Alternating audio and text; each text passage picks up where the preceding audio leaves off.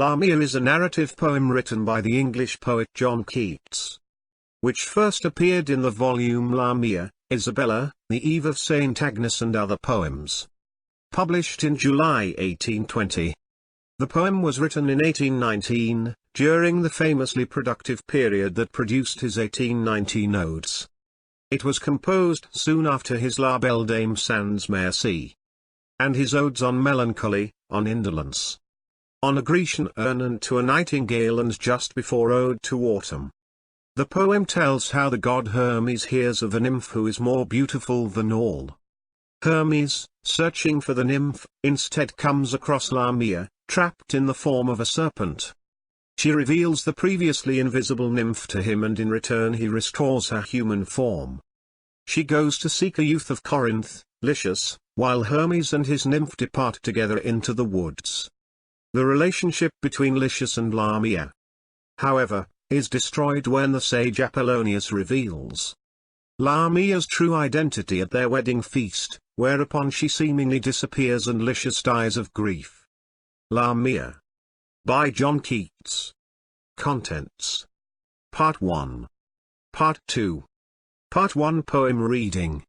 Upon a time, before the fairy broods drove Nymph and Satyr from the prosperous woods, before King Oberon's bright diadem, scepter, and mantle, clasped he with dewy gem, frighted away the dryads and the fauns, from rushes green, and brakes, and cowslipped lawns. The ever-smitten Hermes empty left his golden throne, bent warm on amorous theft. From high Olympus had he stolen light, on this side of Jove's clouds, to escape the sight of his great summoner, and made retreat into a forest on the shores of Crete. For somewhere in that sacred island dwelt a nymph, to whom all hoofed satyrs knelt, at whose white feet the languid Tritons poured pearls, while on land they withered and adored. Fast by the springs where she to bathe was wont, and in those meads where sometime she might haunt, were strewn rich gifts, unknown to any muse, though fancy's casket were unlocked to choose. Ah, what a world of love was at her feet! So Hermes thought, and a celestial heat burned from his winged heels to either ear, that from a whiteness, as the lily clear, blushed he into roses mid his golden hair, fallen in jealous curls about his shoulders bare. From vale to vale, from wood to wood, he flew, breathing upon the flowers his passion new, and wound with many a river to its head, to find where this sweet nymph prepared her secret bed. In vain, the sweet nymph might nowhere be found, and so he rested, on the lonely ground, pensive, and full of painful jealousies of the wood gods, and even the very trees. There as he stood, he heard a mournful voice, such as once heard, in gentle heart, destroys all pain but pity. Thus the lone voice spake: When from this wreathed tomb shall I awake? When move in a sweet body fit for life, and love, and pleasure, and the ruddy strife of hearts and lips? Ah, miserable me! The god, dove-footed, glided silently round bush and tree, soft brushing, in his speed, the taller grasses and full flowering weed, until he found a palpitating snake, bright, and circumcision in a dusky brake. She was a Gordian shape of dazzling hue, vermilion spotted, golden, green, and blue, striped like a zebra, freckled like a pard, eyed like a peacock, and all crimson barred, and full of silver moons, that, as she breathed, dissolved, or brighter shone, or interwreathed their lustres with the gloomier tapestries. So rainbow-sided, touched he with miseries. She seemed, at once, some penanced lady elf, some demon's mistress, or the demon's self. Upon her crest she wore a wannish fire, sprinkled with stars, like Ariadne's tear. Her head was serpent, but ah, bitter-sweet. She had a woman's mouth with all its pearls complete. And for her eyes, what could such eyes do there? but weep, and weep, that they were born so fair? As Proserpine still weeps for her Sicilian heir. Her throat was serpent, but the words she spake came, as through bubbling honey, for love's sake. And thus, while Hermes on his pinions lay, like a stooped falconer he takes his prey. Fair Hermes, crowned with feathers, fluttering light, I had a splendid dream of thee last night. I saw thee sitting, on a throne of gold, among the gods, upon Olympus old. The only sad one, for thou didst not hear the soft, lute-fingered muses chaunting clear, nor even Apollo when he sang alone, deaf to his throbbing throat's long, long melodious moan. I dreamt I saw thee, robed in purple flakes, break amorous through the clouds, as morning breaks, and, swiftly as a bright Phoebine dart, strike for the Cretan Isle, and here thou art. Too gentle Hermes, hast thou found the maid? Whereat the star of Lethe not delayed his rosy eloquence, and thus inquired: Thou smooth-lipped serpent, surely high inspired, thou beauteous wreath, with melancholy eyes, telling me only where my nymph is fled, where she doth breathe. Bright planet, thou hast said. Returned the snake, but seal with oaths, fair god. I swear, said Hermes, by my serpent rod, and by thine eyes, and by thy starry crown. Light flew his earnest words, among the blossoms blown. Then thus again the brilliance feminine, too frail of heart, for this lost nymph of thine. Free as the air, invisibly, she strays about these thornless wilds, her pleasant days. She tastes unseen, unseen her nimble feet leave traces in the grass and flowers sweet. From weary tendrils, and bowed branches green, she plucks the fruit unseen, she bathes unseen. And by my power is her beauty veiled, to keep it unaffronted, unassailed by the love glances of unlovely eyes, of satyrs, fauns, and bleared Silenus sighs. Pale grew her immortality, for woe of all these lovers, and she grieved so. I took compassion on her, bade her steep her hair in weird syrops, that would keep her loveliness invisible, yet free to wander as she loves, in liberty. Thou shalt behold her, Hermes, thou alone. If thou wilt, as thou swearest, grant my boon. Then, once again, the charmed god began an oath, and through the serpent's ears it ran. Warm, tremulous, devout, Psalterian. Ravished she lifted her Circean head, blushed alive damask, and swift lisping said, I was a woman, let me have once more a woman's shape, and charming as before. I love a youth of Corinth, oh the bliss! Give me my woman's form, and place me where he is. Stoop, Hermes, let me breathe upon thy brow, and thou shalt see thy sweet nymph even now. The god on half-shut feathers sank serene. She breathed upon his eyes, and swift was seen of both the guarded nymph near smiling on the green. It was no dream, or say a dream it was. Real are the dreams of gods, and smoothly pass their pleasures in a long immortal dream. One warm, flushed moment, hovering, it might seem, dashed by the wood nymph's beauty, so he burned. Then, lighting on the printless verdure, turned to the swooned serpent, and with languid arm delicate, put to proof the lithe Caducean charm. So done, upon the nymph his eyes he bent, full of adoring tears and blandishment. And towards her stepped, she, like a moon in wane, faded before him, cowered, nor could restrain her fearful sobs, self-folding like a flower that faints into itself at evening hour. But the god fostering her chilled hand, she felt the warmth, her eyelids opened bland, and, like new flowers at morning song of bees, bloomed, and gave up her honey to the lees. Into the green recessed woods they flew, nor grew they pale, as mortal lovers do. Left to herself, The serpent now began to change, her elfin blood in madness ran. Her mouth foamed, and the grass, therewith besprent, withered at dew so sweet and virulent. Her eyes in torture fixed and anguish drear. Hot, glazed, and wide, with little ashes all sear. Flashed phosphor and sharp sparks, without one cooling tear. The colours all inflamed throughout her train. She writhed about, convulsed with scarlet pain. A deep Vulcanian yellow took the place of all her milder mooned body's grace. And, as the lava ravishes the mead, spoilt all her silver mail, and golden breed. Made gloom of all her frecklings, streaks and bars. Eclipsed her crescents, and licked up her stars. So that, in moments few, she was undressed of all her sapphires, greens, and amethyst, and rubious argent, of all these bereft.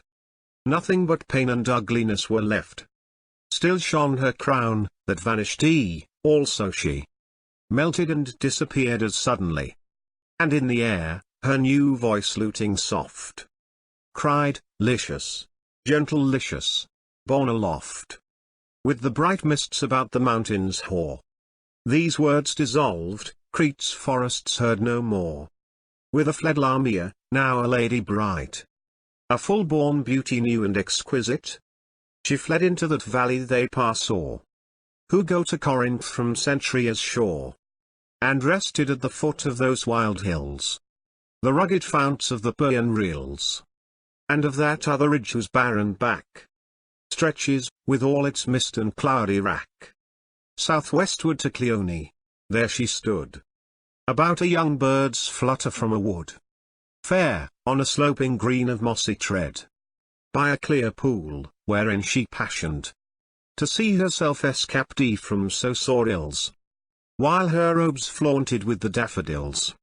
Ah, happy Lycius, for she was a maid, more beautiful than ever twisted braid, or sighed, or blushed or on spring-flowered lea, spread a green kirtle to the minstrelsy. A virgin purest lipped yet in the lore of love deep learned to the red heart's core. Not 1 hour old, yet of sciential brain, to unperplex bliss from its neighbor pain.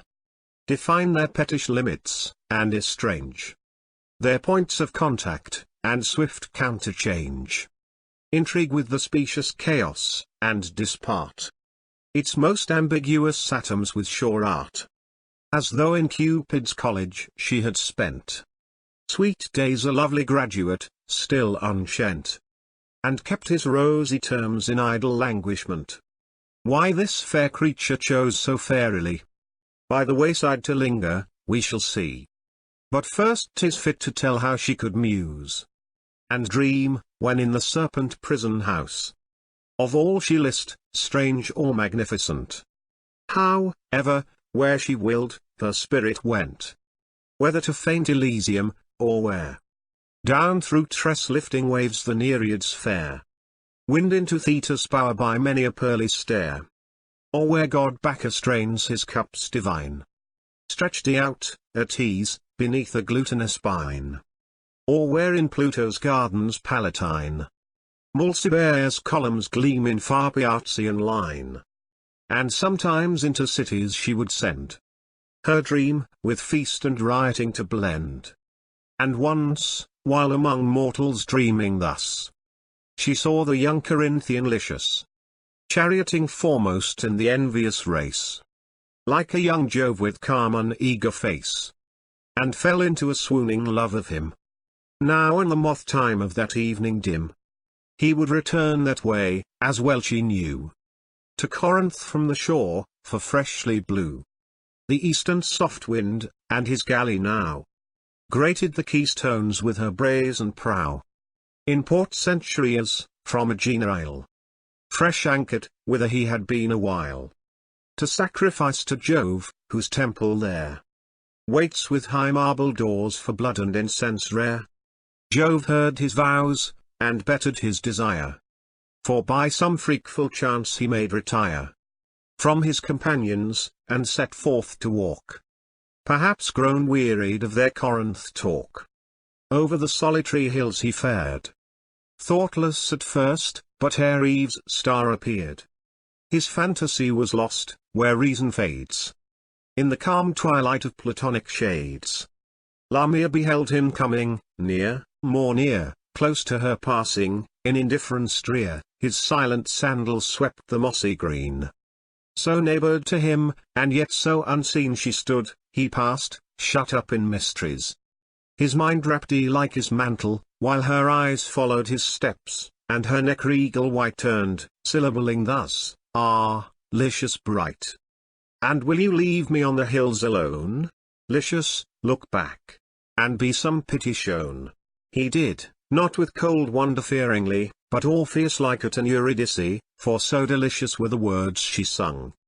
It seemed he had loved them a whole summer long, and soon his eyes had drunk her beauty up, leaving no drop in the bewildering cup. And still the cup was full, while he, afraid lest she should vanish ere his lip had paid due adoration, thus began to adore. Her soft look growing coy, she saw his chain so sure. "Leave thee alone. Look back.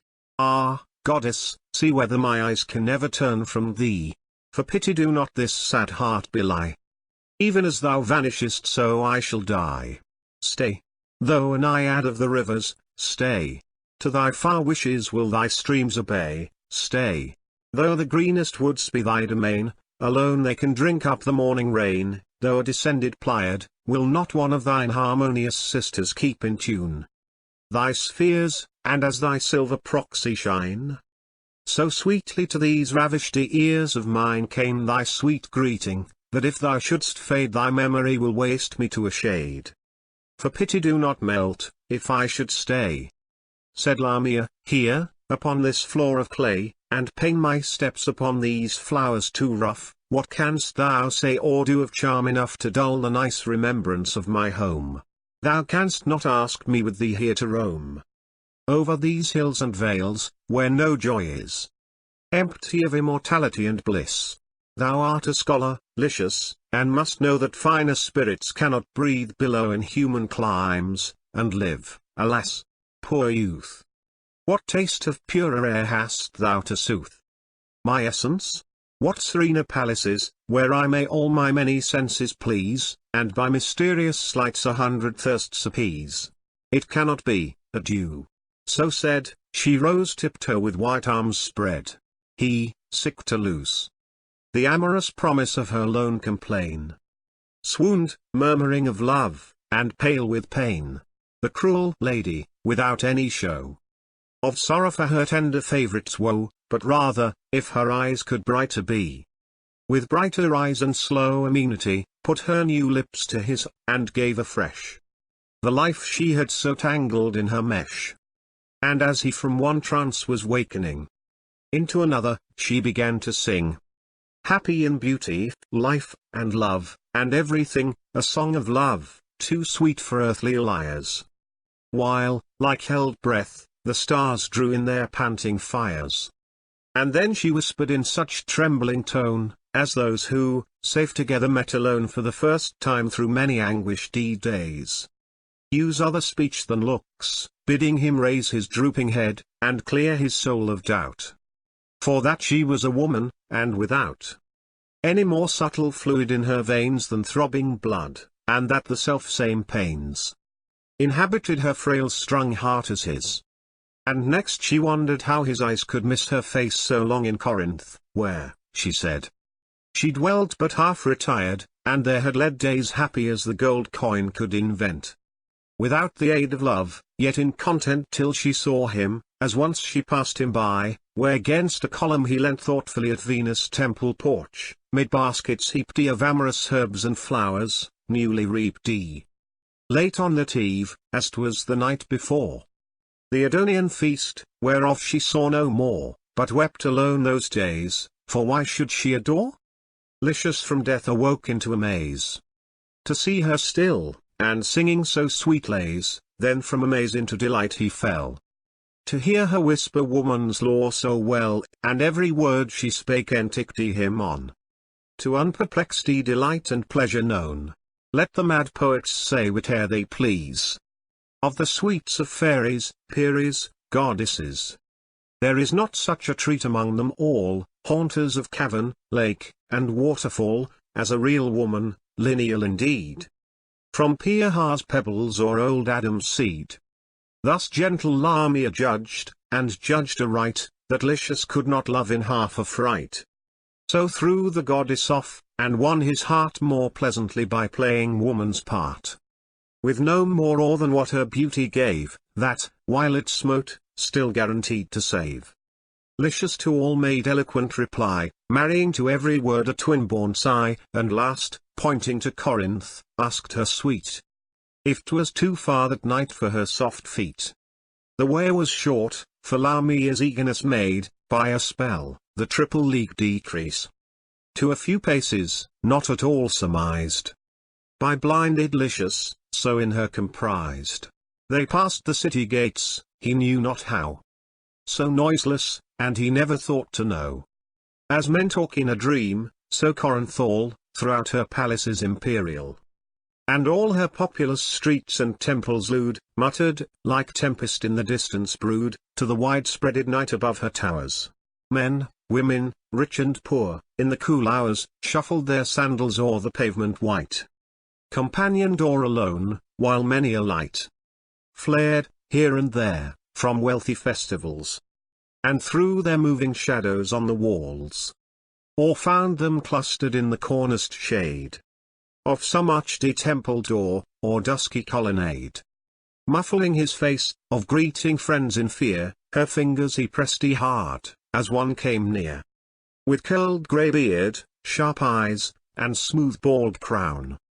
Slow-stepped and robed in philosophic gown, Lycius shrank closer, as they met and passed into his mantle, adding wings to haste. While hurried Lamia trembled, "Ah," said he, "why do you shudder, love, so ruefully? Why does your tender palm dissolve in dew?" "I'm wearied," said fair Lamia, "tell me who is that old man? I cannot bring to mind his features, Lycius. Wherefore did you blind yourself from his quick eyes?" Lycius replied, "'Tis Apollonius sage, my trusty guide and good instructor, but tonight he seems the ghost of folly haunting my sweet dreams." While yet he spake they had arrived before a pillared porch, with lofty portal door, where hung a silver lamp, whose phosphor glow reflected in the slabbed steps below, mild as a star in water, for so new, and so unsullied was the marble hue, so through the crystal polish, liquid fine, ran the dark veins, that none but feet divine could e'er have touched there. Sounds Aeolian breathed from the hinges, as the ample span of the wide doors disclosed a place unknown sometime to any, but those two alone, and a few Persian mutes, who that same year were seen about the markets, none knew where they could inhabit. The most curious were foiled, who watched to trace them to their house, and but the flitter-winged verse must tell, for truth's sake, what woe afterwards befell. 'Twould humour many a heart to leave them thus, shut from the busy world of more incredulous. Part 2, Poem Reading. Love in a hut, with water and a crust, is, love, forgive us, cinders, ashes, dust. Love in a palace is perhaps at last more grievous torment than a hermit's fast. That is a doubtful tale from fairyland, hard for the non-elect to understand. Had Lycius lived to hand his story down, he might have given the moral a fresh frown, or clenched it quite, but too short was their bliss to breed distrust and hate, that make the soft voice hiss. Besides, there, nightly, with terrific glare, love, jealous grown of so complete a pair, hovered and buzzed his wings, with fearful roar, above the lintel of their chamber door, and down the passage cast a glow upon the floor. For all this came a ruin, side by side. They were enthroned, in the eventide, upon a couch, near to a curtaining, whose airy texture, from a golden string, floated into the room, and let appear unveiled the summer heaven, blue and clear. Betwixt two marble shafts, there they reposed, where use had made it sweet, with eyelids closed. Saving a tithe which love still open kept, that they might see each other while they almost slept, when from the slope side of a suburb hill, deafening the swallow's twitter, came a thrill of trumpets. Lycius started, the sounds fled, but left a thought, a buzzing in his head. For the first time, since first he harbored in that purple-lined palace of sweet sin, his spirit passed beyond its golden bourne, into the noisy world almost forsworn. The lady, ever watchful, penetrant, saw this with pain, so arguing a want of something more than her empery, of joys, and she began to moan and sigh, because he mused beyond her, knowing well that but a moment's thought is passion's passing bell. Why do you sigh, fair creature? Whispered he, why do you think? Returned she tenderly, you have deserted me, where am I now? Not in your heart while care weighs on your brow, no, no, you have dismissed me, and I go from your breast houseless, it must be so. He answered, bending to her open eyes, where he was mirrored small in paradise, my silver planet, both of eve and morn. Why will you plead yourself so sad forlorn, while I am striving how to fill my heart with deeper crimson, and a double smart? How to entangle, trammel up and snare your soul in mine, and labyrinth you there, like the head sent in an unbudded rose? A sweet kiss, you see your mighty woes. My thoughts, shall I unveil them? Listen then. What mortal hath a prize, that other men may be confounded and abashed with all, but lets it sometimes pace abroad majestical, and triumph, as in the eye should rejoice, amid the hoarse alarm of Corinth's voice. Let my foes choke, and my friends shout afar, while through the thronged streets your bridal car wheels round its dazzling spokes. The lady's cheek trembled, she nothing said, but, pale and meek, arose and knelt before him, wept a rain of sorrows at his words, at last with pain, beseeching him, the while his hand she wrung, to change his purpose. He thereat was stung, perverse, with stronger fancy to reclaim her wild and timid nature to his aim.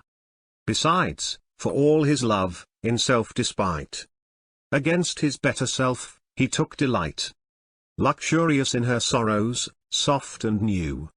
His passion, cruel grown, took on a hue fierce and sanguineous as 'twas possible, in one whose brow had no dark veins to swell. Fine was the mitigated fury, like Apollo's presence when in act to strike the serpent. The serpent, certes, she was none. She burnt, she loved the tyranny, and, all subdued, consented to the hour when to the bridal he should lead his paramour. Whispering in midnight silence, said the youth, sure some sweet name thou hast, though, by my truth, I have not asked it, ever thinking thee not mortal, but of heavenly progeny, as still I do. Hast any mortal name, fit appellation for this dazzling frame, or friends or kinsfolk on the city dearth, to share our marriage feast and nuptial mirth? I have no friends, said Lamia, no, not one. My presence in wide Corinth hardly known. My parents' bones are in their dusty urns, sepulchred, where no kindled incense burns.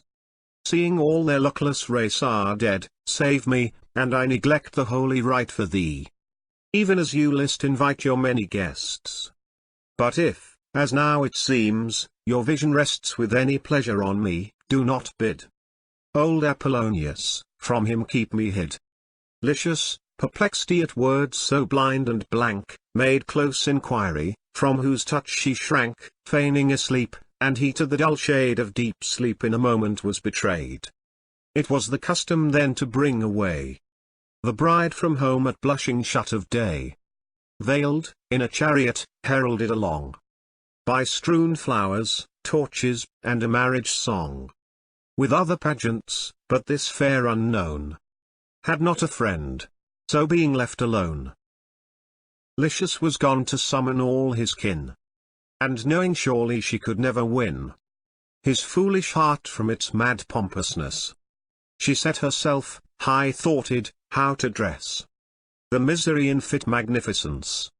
She did so, but 'tis doubtful how and whence came, and who were her subtle servitors. About the halls, and to and from the doors, there was a noise of wings, till in short space the glowing banquet room shone with wide-arched grace. A haunting music, sole perhaps and lone, supportress of the fairy roof, made moan throughout, as fearful the whole charm might fade. Fresh carved cedar, mimicking a glade of palm and plantain, met from either side. High in the midst, in honor of the bride, 2 palms and then 2 plantains, and so on. From either side their stems branched one to one. All down the aisled place, and beneath all, there ran a stream of lamps straight on from wall to wall. So canopied, lay an untasted feast, teeming with odors. Lamia, regal dressed, silently paced about, and as she went, in pale contented sort of discontent, missioned her viewless servants to enrich the fretted splendor of each nook and niche. Between the tree stems, marbled plain at first, came jasper panels, then, anon, there burst forth creeping imagery of slighter trees, and with the larger wove in small intricacies. Approving all, she faded at self-will, and shut the chamber up, close, hushed and still, complete and ready for the revels rude, when dreadful guests would come to spoil her solitude. The day appeared, and all the gossip rout. O senseless Lycius, madman, wherefore flout the silent blessing fate, warm cloistered hours, and show to commonize these secret bowers?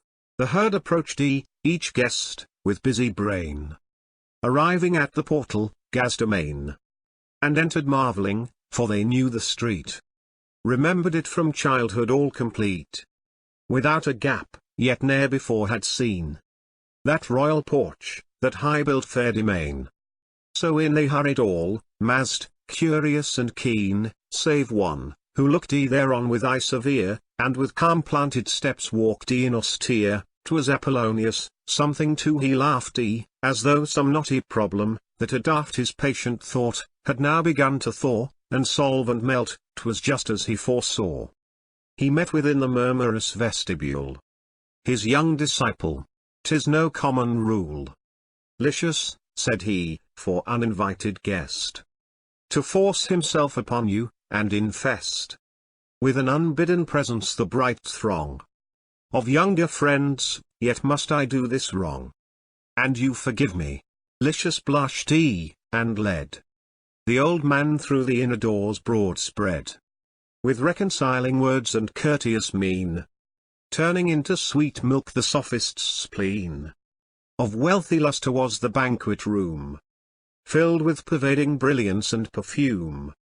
Before each lucid panel fuming stood a censer fed with myrrh and spiced wood, each by a sacred tripod held aloft, whose slender feet white swerved upon the soft wool-woofed carpets. 50 wreaths of smoke from 50 censers their light voyage took to the high roof, still mimicked as they rose along the mirrored walls by twin clouds odorous. 12 sphered tables, by silk seats insphered, high as the level of a man's breast reared on Libid's paws, upheld the heavy gold of cups and goblets, and the store thrice told of seer's horn, and, in huge vessels, wine come from the gloomy tun with merry shine. Thus loaded with a feast the tables stood, each shrining in the midst the image of a god. When in an antechamber every guest had felt the cold full sponge to pleasure pressed by ministering slaves, upon his hands and feet, and fragrant oils with ceremony meet poured on his hair, they all moved to the feast. in white robes, and themselves in order placed. Around the silken couches, wondering whence all this mighty cost and blaze of wealth could spring. Soft went the music the soft air along, while fluent Greek avowaled under song, kept up among the guests discoursing low. At first, for scarcely was the wine at flow. But when the happy vintage touched their brains, louder they talk, and louder come the strains of powerful instruments, the gorgeous dyes, the space, the splendor of the draperies, the roof of awful richness, nectarous cheer. Beautiful slaves, and Lamia's self, appear. Now, when the wine has done its rosy deed, and every soul from human trammels freed, no more so strange, for merry wine, sweet wine, will make Elysian shades not too fair, too divine. Soon was god Bacchus at meridian height. Flushed were their cheeks, and bright eyes double bright. Garlands of every green, and every scent, from vales deflowered, or forest trees branch rent, in baskets of bright osier gold were brought. High as the handles heaped to suit the thought of every guest, that each, as he did please, might fancy fit his brows, silk pillowed at his ease. What wreath for Lamia? What for Lycius? What for the sage, old Apollonius? Upon her aching forehead there hung the leaves of willow and of adder's tongue. And for the youth, quick, let us strip for him the thyrsus, that his watching eyes may swim into forgetfulness, and, for the sage, let spear grass and the spiteful thistle wage war on his temples. Do not all charms fly at the mere touch of cold philosophy? There was an awful rainbow once in heaven, we know her woof, her texture, she is given in the dull catalogue of common things. Philosophy will clip an angel's wings, conquer all mysteries by rule and line, empty the haunted air, and gnomed mine, unweave a rainbow, as it erewhile made the tender personed Lamia melt into a shade. By her glad Lycius sitting, in chief place, scarce saw in all the room another face, till, checking his love trance, a cup he took, full brimmed, and opposite sent forth a look, cross the broad table, to beseech a glance from his old teacher's wrinkled countenance, and pledge him, the bald-head philosopher had fixed his eye, without a twinkle or stir, full on the alarmed beauty of the bride, browbeating her fair form, and troubling her sweet pride. Lycius then pressed her hand, with devout touch, as pale it lay upon the rosy couch. 'Twas icy, and the cold ran through his veins. Then sudden it grew hot, and all the pains of an unnatural heat shot to his heart. Lamia, what means this? Wherefore dost thou start? Know'st thou that man? Poor Lamia answered not. He gazed into her eyes, and not a jot owned they the love-lorn piteous appeal. More he gazed, his human senses reeled. Some hungry spell that loveliness absorbs. There was no recognition in those orbs. Lamia, he cried, and no soft-toned reply. The many heard, and the loud revelry grew hush, the stately music no more breathes. The myrtle sickened in 1,000 wreaths. By faint degrees, voice, lute, and pleasure ceased. A deadly silence step by step increased, until it seemed a horrid presence there, and not a man but felt the terror in his hair. Lamia, he shrieked and nothing but the shriek with its sad echo did the silence break. Begone, foul dream, he cried, gazing again in the bride's face, where now no azure vein wandered on fair-spaced temples, no soft bloom misted the cheek, no passion to illume the deep-recessed vision. All was blight. Lamia, no longer fair, there sat a deadly white. Shut those juggling eyes, thou ruthless man. Turn them aside, wretch, or the righteous ban of all the gods, whose dreadful images here represent their shadowy presences, may pierce them on the sudden with the thorn of painful blindness, leaving thee forlorn. In trembling dotage to the feeblest fright of conscience, for their long offended might. For all thine impious proud heart sophistries, unlawful magic, and enticing lies. Corinthians, look upon that grey-beard wretch. Mark how, possessed, his lashless eyelids stretch around his demon eyes. Corinthians, see. My sweet bride withers at their potency. Fool, said the sophist, in an undertone, gruff with contempt, which a death-nigh moan from Lycius answered, as heart-struck and lost, he sank supine beside the aching ghost. Fool, fool, repeated he, while his eyes still relented not, nor moved, from every ill of life have I preserved thee to this day. And shall I see thee made a serpent's prey? Then Lamia breathed a death breath, the sophist sigh, like a sharp spear, went through her utterly. Keen, cruel, puissant, stinging, she, as well as her weak hand could any meaning tell, motioned him to be silent, vainly so. He looked-y and looked-y again a level, no. A serpent, echoed he, no sooner said, than with a frightful scream she vanished.